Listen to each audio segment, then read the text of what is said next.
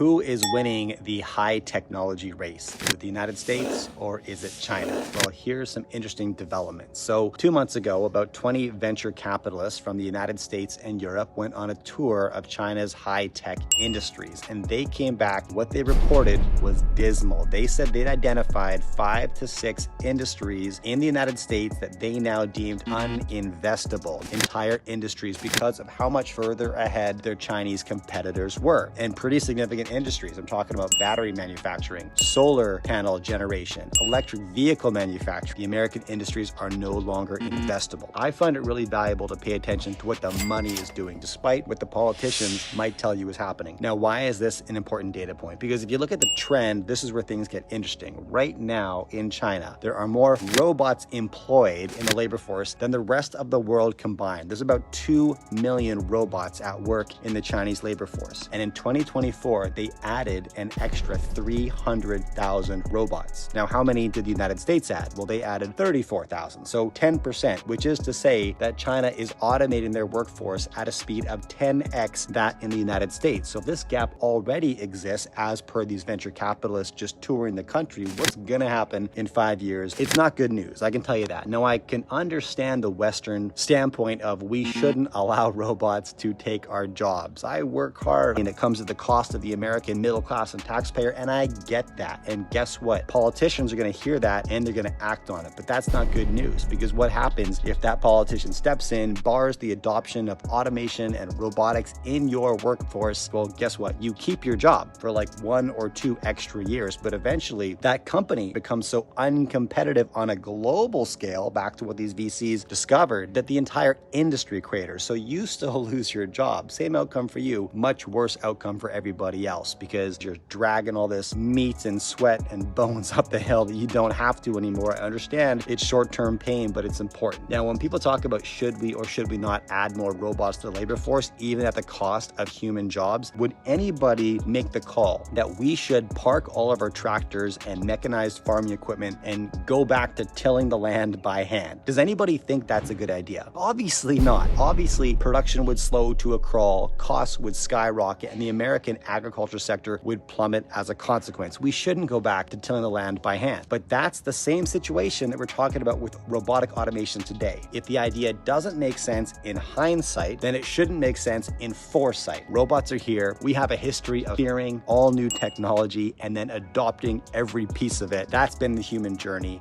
This one will be no different.